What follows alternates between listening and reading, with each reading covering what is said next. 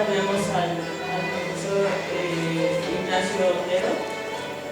Y bueno, para darle la palabra, hacer un breve síntesis curricular. Él es director del Registro Público de Derechos de Autor. Fue director del Registro Público de Derechos de Autor en 3 diversas administraciones en el Instituto Nacional de Derechos de Autor, fundador de la Revista Mexicana de Derechos de Autor, miembro de la Delegación Mexicana que participó en las negociaciones del Tratado de Libre Comercio de América del Norte, coautor de libros Simetrías y Asimetrías entre Derechos de Autor y la Propiedad Intelectual de Editorial Porrúa, cronista de la Facultad de Derecho y actualmente director del Seminario de Patentes, Marcas y Derechos de Autor de la Facultad de Derecho. Profesor, por favor. Pues antes que todo les agradezco que estén todavía aquí a la hora de la comida, pero además no resistí de pedirle a Muchati, a quien admiro muchísimo, porque además de ser una gran penalista, es una excelente escritora, que me hiciera el favor de compartir algunas de las palabras que les voy a decir. Curiosamente, el día de hoy, en el periódico La Jornada, aparecen 2 aspectos de la vida real relacionados con el ser. ¿Se le puede quitar el sonido? Sí, no.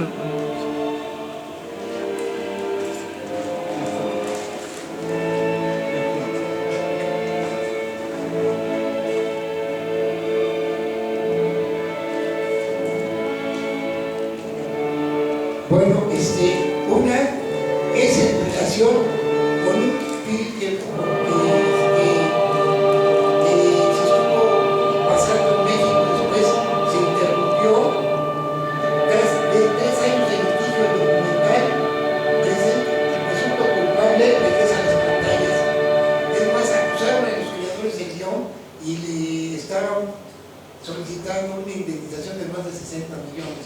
Cuando se filmó públicamente los tribunales lo que había utilizado los documentos de cómo se había llevado completamente el juicio. Como ustedes saben, de hoy en adelante ya todos los juicios donde se van a ir, van a ser juicios que se van a grabar y van a ser al alcance de todo el público. Y 2, ante esto que pasó, fíjense que curiosamente en el mismo periódico de hoy entrevistan a una gran cineasta y dice, por su potencia explosiva, el cine expresa la realidad de forma fabulosa.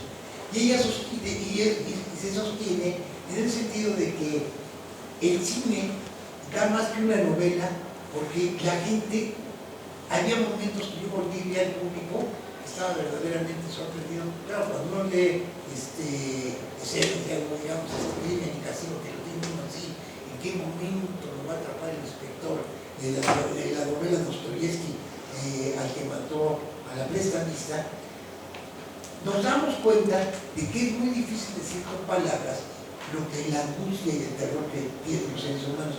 Pero aquí hay un problema en esta película. El abogado es un hombre muy tramposo, lo que le gusta es la popularidad. En la vida real, ustedes se van a encontrar eso. Más antiguamente pues, se conocía cómo eran los jurados. Hubo un caso famoso, hace muchísimos años eran los jurados populares para las cuestiones penales, y se planteó un caso que fue muy famoso, en el cual el defensor era un extraordinario abogado llamado Querido Bueno. Este hombre defendió a un homosexual que tenía una pareja y la mata, y él alegó que él quiere engaño conyugal antes de que se permitiera esto. Y conmueve tanto al público que estaba cerca de la Semana Santa y que manda llamar a los testigos, y antes de finalizar tomé la palabra ya para las conclusiones, y empieza a hablar hasta de Cristo, termina como bien el jurado cuando empieza a decir: así como Cristo perdonó a la adúltera, hizo que todo tuvieras, tú hombre, dice, tú creías en él y en el amor y en la vida, y era una padre que te traicionaron, ¿quién de los dos soportar eso? El jurado, que no sabía por la santa derecho, lo declararon libre. Bueno, porque es inocente, que han actuado casi Hay casos famosos, pero hay casos en que los mismos acusados, ellos cuentan con unos de detalles lo que pasó. Una película así impresionante es la de Truman Capote, ¿no? En la cual él narra el asesinato de unos granjeros de California, y nada más habían matado una familia de 4 personas. Actualmente los asesinatos son múltiples y ya no pueden completamente. Pero ¿qué pasa con el cine? El cine actualmente, por fíjense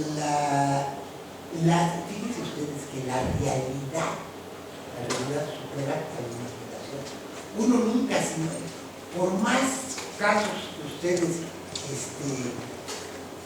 quieran presentar como novedosos, atrás de ellos siempre hay una historia.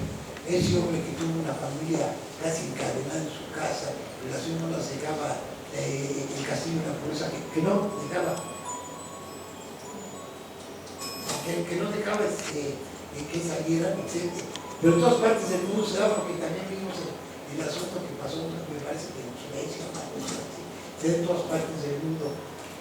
Lo que acontece es que la realidad es terrible, va más allá de la imaginación.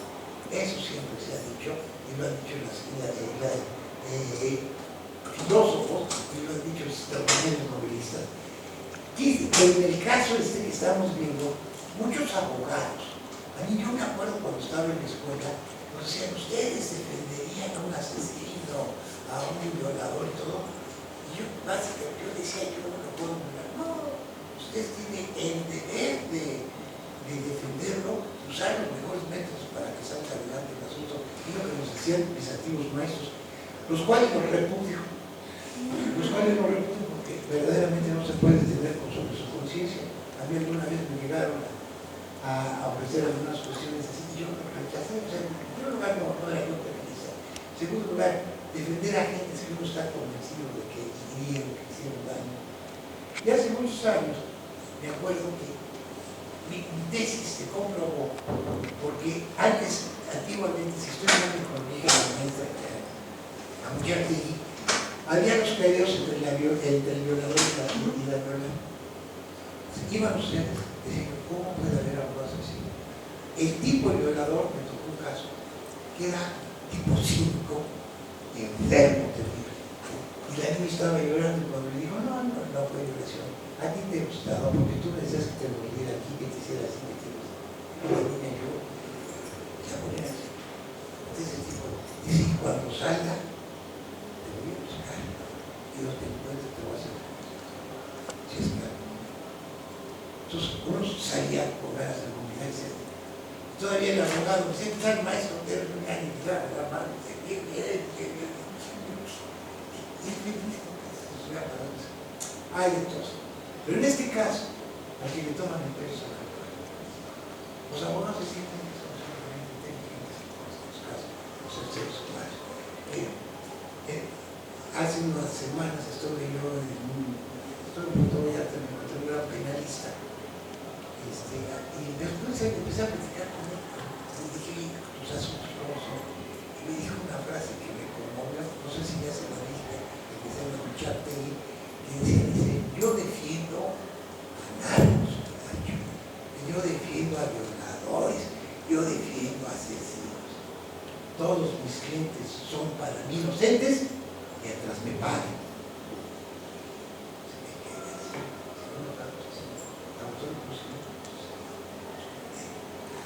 Ese tipo de moral es totalmente lo distinto a otro tipo de profesores y de juristas que sinceramente yo no conozco lo que me enseñaron los maestros. Yo ganarse el pan así. A ver, que hace poco sucedió un caso muy famoso de un tipo que asesinó una familia y violó a las niñas en frente del banco, ¿no? Y ganó el asunto. Y el papá fue a la tumba de estar a toda su familia y se mató. Muy bien por el abogado. Nosotros sabemos cómo.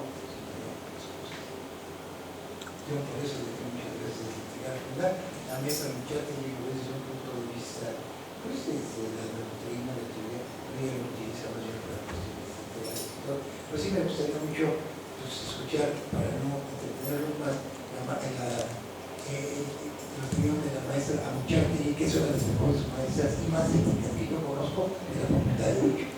Muchísimas gracias. Yo soy como el convidado de piedra, llegué aquí a ver la película y nunca imaginé que fueran a invitar a estar aquí arriba, pero bueno, luego con mucho gusto. Pues solamente para hacer un par de comentarios. En primer lugar, me dio mucho gusto ver esta película, que la he visto con esta 3 veces y todavía cada vez le encuentro más y más detalles. Esto es lo que pasa cuando vuelve uno a leer un libro o a ver una película. Ahorita le encontré otros detalles y me llamaron mucho la atención.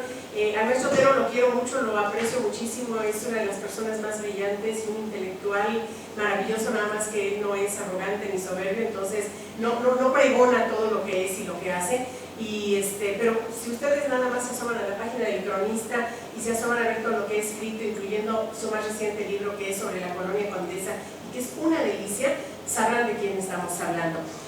La película es muy buena y bueno, pues yo que imparto delitos en particular y que imparto criminología, pues yo fascinada con esta película porque tiene de todo, tiene de psicología, de sociología, de psiquiatría, de medicina, la parte jurídica, un sistema jurídico diferente al nuestro, el anglosajón, pero que pues ya nos están obligando a llegar a él a través de los juicios orales, que más bien es una imposición, yo no creo mucho en ello, pero pues ya nos metieron en esto de los juicios orales. Como decía el maestro, ya hubo aquí jurado popular y hemos tenido casos muy sobresalientes de todo esto. Y ahorita que él mencionaba obras como la de Dostoyevsky, donde este personaje maravilloso de Raskolnikov, creo que se llama, es un digno asunto para ser estudiado, analizado y reflexionar sobre los antecedentes. Normalmente un delincuente llega a hacerlo, pero porque hay muchas causas atrás, porque hay factores que han influido, no es que ahorita tome la decisión y mate, salvo algún arranque de psicopatología, que también existen, donde viene un arranque y mata a muchas personas. Viene cocinando de tiempo atrás, claro, para esto tenemos todo un semestre para estudiarlo en criminología, que es apenas una materia optativa y que pues algunos no la cursan y se quedan con la parte cuadradita de lo jurídico, lo legal, lo que está en los códigos. A mí me pasó como el maestro Otero, que me decepcionó mucho el derecho penal por la suciedad, por la corrupción, por todo lo que se vive dentro, y afortunadamente llevé pues pocos asuntos por mi parte. Los vi desde otro punto de vista en la Dirección General de Reclusorios, en la CNDH con asuntos penales, pero porque estar metido en lo penal no es muy grato, no es muy agradable, se necesitan muchas cosas que a veces uno no tiene, pero lo conocí, lo conozco, me encanta y ahora disfruto la parte que trabajo, que es la académica. Y pues yo agradezco mucho a Carmen, que está siempre aquí al frente de todo esto, y a la maestra, a la doctora Karina Gómez Frode, que ha hecho este ciclo desde hace ya varios semestres y que lo utiliza, como yo también lo he utilizado toda la vida, como un instrumento pedagógico, algo para ver el derecho penal y la criminología y la sociología y todo, de una manera más didáctica. Yo les dejaría como reflexión que meditaran sobre la personalidad de Aarón, que en realidad no era Aarón, era Roy, nos engañó a todos, pero lo más grave es que haya engañado a su propio abogado defensor. Que analicen la personalidad de la fiscal, la abogada que nunca estuvo equivocada, las trampas que se ponen, aprendan de todo esto porque en breve nosotros vamos a tener juicios orales y hay que saber, lo que decía el maestro, conmover, llegar, que yo no estoy de acuerdo con que conmovamos al jurado, que no lo hay en esta época, al juez. Aquí alguna maestra de la que me voy a reservar el nombre, dijo alguna vez que con esto de los juicios orales lo que hay que hacer es saber actuación. Yo dije, no, o sea, si sabemos actuación, convenzo al juez, acabo con el MP, pero no, se trata de seguir aplicando nuestro derecho, no conmover a nadie para que con lágrimas y actuación lleguemos a una solución que nos favorezca o favorezca a nuestro cliente. Yo sí tendría mucho cuidado, porque algunos están pensando que va a suceder lo que pasa en los países de corte anglosajón, conmover para poder obtener un resultado satisfactorio en la sentencia. Y no, yo creo que hay que seguir aplicando nuestro derecho porque entonces ya no seríamos justos, no seríamos éticos. Entonces, yo esta película la encuentro muchísimo y la otra conclusión que saco es que el derecho ya no puede vivir aislado, sino en la interdisciplina. En este caso tenemos psicología, psiquiatría, algo de antropología, tenemos mucho de medicina, tenemos de muchas disciplinas y ciencias. Entonces, yo creo que aquí hay que seguir el ejemplo que nos da la cinematografía, la literatura misma, que nos habla de tanto crimen, que es muy interesante analizarlo. Y como estudiantes y como profesores, pues vamos a aprovechar este recurso que es tan maravilloso, que es la cinematografía. Les agradezco mucho su atención y pues, lo siento, pero me hicieron hablar, pero yo no estaba aquí para esto, perdón. Gracias. Muchas gracias. Es una gran sorpresa que están aquí con nosotros. Y bueno, obviamente cuestiones de crímenes y que no es tan impactante quizá la imagen, ¿no? Como en otras películas, pero sí ya todo lo que conlleva y la cuestión del engaño, ¿no? Es complicada. Y bueno, aquí para abrir el debate habría dos cuestiones. Una, ¿qué aplicarían ustedes? ¿La ética o la moral? ¿Cuál es la diferencia entre ambos, ¿no? ¿Qué es lo que entienden a raíz de esta película? Porque, poniendo un ejemplo, ¿qué es la ética profesional y qué es la moral, ¿no? Y dos cuestiones. ¿Ustedes creen que todas las personas, aún siendo culpables, como ya lo exponían los expositores, tienen derecho a la defensa? ¿Y hasta dónde? Realmente, si pensamos que son personas y que tienen derechos humanos, y teniendo derechos humanos, ¿hasta dónde los llevarías? ¿Hasta el engaño?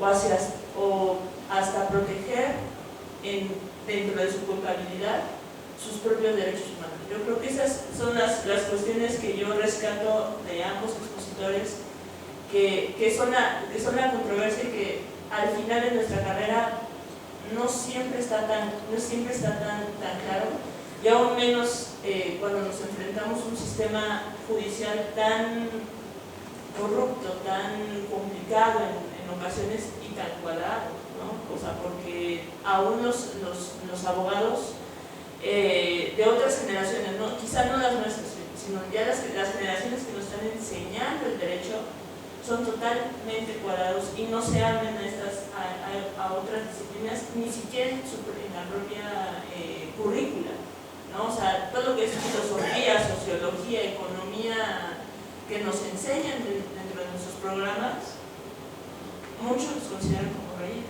pues, ¿no es cierto, no? Y bueno, aquí abro la participación para ustedes. ¿Alguno quiere participar? Contestar nuestras preguntas. Bueno, conforme a la segunda pregunta, de que todos tienen el derecho a que les defienda, yo me pondría el caso ahorita de que realmente funcionó todo la defensa como realmente fue una actuación, ¿no? Porque realmente nunca tuvo algún externo, realmente engañé también a su abogado. Entonces, en este caso, yo primero mencionaría que, primero que si todos tienen el derecho a que se les defienda, pero en el caso en que tengan como algún trastorno o algo por el estilo, que pase lo que te pasa, no, que se declaren condicionados, pero creo que ahora todos tienen derecho a que se les defienda. Todos tienen derecho. Bueno, sí. En el caso el abogado estaba convencido de que él era culpable. Entonces utilizó eso, nada más que el culpable actuó mejor. En la obra esta de la sangre fría de Truman Capote, que me tiene decir el nombre, los propios asesinos le comentan a Truman Capote, así se enteran de una noticia en un periódico que acaba de haber un asesinato, y varios entrevistas, y curiosamente Truman Capote se enamora de uno de los asesinos, y Truman Capote era homosexual y tiene relaciones, pero es una obra soltera, así que vean ustedes la película que la obra pues, un poco larga y todo eso. El problema es si tú sabiendo que ese hombre, que tú como abogado te das cuenta que es culpable y eso, te pueden venir a decir, señor, yo soy inocente, que hay la duda razonable del abogado, pero muchas veces conocen completamente todo ese tipo de cosas. Sabiendo, imagínate, tú defenderías a alguien que matara a una familia, tú sabiendo eso, harías todo lo imposible para que esa lesión se reivindicara aparentemente ante la sociedad. Es un problema que está planteado por la ética. hay abogados que dicen, sí, cómo no, pero para eso está mi calidad de abogado. A ver, yo aquí nada más un comentario muy breve sobre esto de la película que menciona la compañera y tiene toda la razón. Es toda una actuación del sujeto, del chico de 19 años. Este tema que tiene que ver con la simulación de locura es interesantísimo. Yo incluso, como siempre digo en mis clases, si no tienen ahorita un buen tema para tesis, elijan la simulación de locura. El buen abogado penalista, la última salida que tiene para defender a su cliente es decir que se encontraba en estado de inimputabilidad transitoria y lo gana porque lo gana. Y si necesita conseguir un peritaje psiquiátrico, lo consigue, por supuesto falso. Pero el buen abogado pues actuará conforme a su ética. Si no tiene ética, pues hará lo que dice el maestro Otero, también defender a alguien a sabiendas de que es narcotraficante, violador, asesino, etc. Pero esto de la simulación de locura es un tema verdaderamente fascinante y ya lo había tocado César el Lombroso cuando habla de loco moral y dice que hay personas que tienen la capacidad de simular la locura y engañar al médico, al psiquiatra, al abogado. Otra película que complementaría este tema, y yo les recomendaría que la vieran, es Atrapado, sin salida, con Jack Nicholson. Es excelente y habla de este tema. Entonces, adelante. Y la única persona como abogado que yo creo que está obligada a defender, aunque no quiera, sería el abogado defensor, que está adscrito a un juzgado, a un tribunal, que le dicen, estos son los expedientes que te tocan y tú defiéndelos. Pero yo, abogado libre particular, si no quiero, no defiendo. Claro, si me van a pagar mucho, a lo mejor si no tengo ética, digo, no, pues claro, que voy a defender al múltiple asesino, pero esto ya depende de la ética de cada quien. ¿Más tiene una actitud sobre o quiere contestar esas preguntas? Sí, bueno, bueno, solo es un pequeño comentario acerca de lo que dijeron del comentario que hizo la doctora Muchestegui, que alguna vez escuchó de que un abogado tiene que ser un buen actor. En Marco Tulio Cicerón nos remonta que tiene un amigo que se llama Noé, que es judío, y a la vez era un actor, y él le decía a Marco Tulio Cicerón que un buen abogado tiene que saber actuar ante el Senado para poder defender su caso. Tal vez no en la desviación de tener que mentir para poder ganar un caso, sino tal vez se puede referir a tener como la seguridad que debe de tener un actor para poder manifestarse a las demás personas que está siendo congruente y sabe lo que quiere cuando está litigando. Tal vez ese es el aspecto de que un abogado tiene que ser un buen actor para poder estar consciente y estar seguro de lo que le está diciendo, no titubear en frente de las personas. Es nada más como que déjenme decirles algo que hacemos los profesores. Yo siempre he dicho que el profesor es un actor. No quiero decir que cuando estoy en mi salón estoy mintiendo, porque si no, entonces dejan de creerme. No. Pero cuando, hagan de cuenta, el primer día de clases llega uno y dice, ¿cómo serán mis alumnos este semestre? ¿Buenos? ¿Malos? ¿Llegaré con escudo espartano para defenderme? ¿O cómo serán? Y entra uno con un cierto temor. En el momento que entro, veo, como dijo Julio César, Leonardo da Vinci, vine, vi y vencí, ¡ay, pero qué alivio! Entonces ya empiezo a disfrutar la clase. Pero tengo que actuar tantito. Si llego con miedo, yo tengo que aparentar que estoy tranquila y segura, y me la van a creer. Ante el juez yo tengo que demostrar que estoy tranquila, que estoy segura de lo mío. Aunque por dentro esté dudando de todo, yo tengo que demostrar, o sea, sí estamos actuando un poco, mintiéndolo, pero ya, como decía esta maestra, hay que aderezar las cosas, hay que exagerar los sentimientos, hay que convencer, hay que llorar, hay que mentir. Eso sí, ya no, porque entonces ya, ¿para qué sirve el código penal y el código de procedimientos penales? Pero así como usted lo maneja, que además es un ejemplo maravilloso, Marco Tulio Cicerón, definitivamente estoy de acuerdo. Es más, aquí en la película hay un momento en que el abogado está actuando. Y antiguamente el dicho que decía, ay, tú sabes hablar muy bien, tienes que ser abogado. Tienes que ser abogado es una persona, tienes que saber hablar. sí, bueno, personalmente comparto dos concepciones respecto a moral y ética. La ética es totalmente subjetiva, relativa, y la moral puede ser objetiva. Por ejemplo, la ética la determina una propia persona conforme a su propia costumbre, familias, una serie de cuestiones que están atrás que configuran a la persona, pero no necesariamente, por ejemplo, tiene que ir acorde con la ética. Por ejemplo, llega al caso de una famosa frase de Nietzsche que dice: la moral es una idiosincrasia de degenerados, porque se puede estar en una sociedad que tiene una jerarquización de valores, pero que no necesariamente son los convenientes a la persona y que no permiten ser a la persona, ni influir a la persona. Pero creo que al final cada quien va tomando su propio rol, y por eso es que luego pueden existir personajes como Bernabé Jurado, por ejemplo, se me viene a la mente, ¿no? Que llega a ser muy interesante cómo llega a sacar a William Burroughs, y que de una u otra forma va haciendo todo este bagaje cultural que tiene México, por ejemplo, en cuanto a su sistema penal.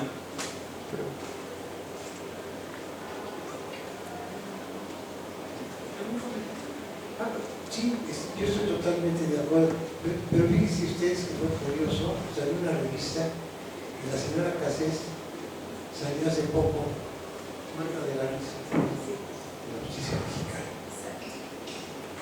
Ella estaba en la casa, yo vivía con ellos, y nos iban a aparecer todos los tipos de voz. Pasa en la realidad.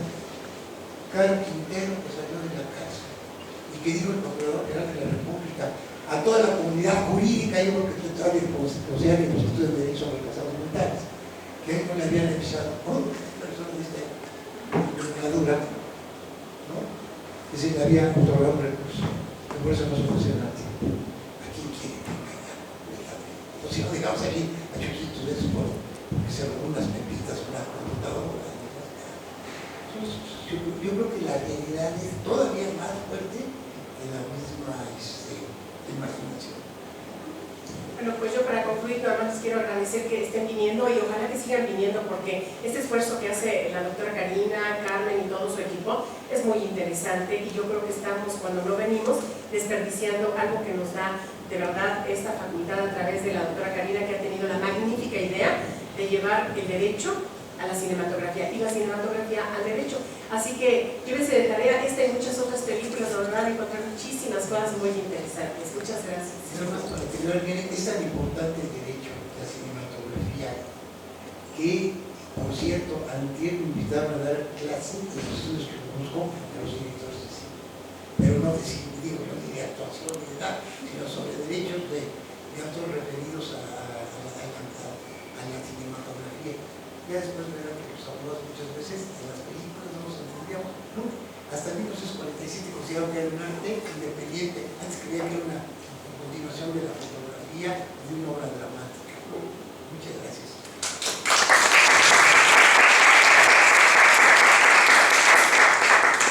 Pues muchas gracias. Le agradecemos al profesor Otero que haya participado con nosotros, a la maestra Mustey, que fue una grata sorpresa.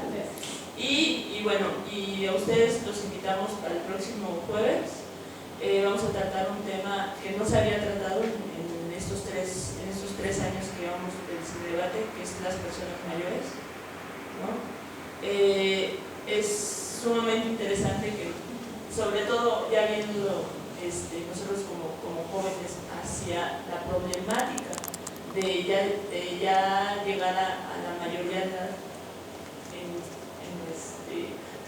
no me gusta decir, la verdad es que no me gusta decir eso, pero más bien las personas mayores,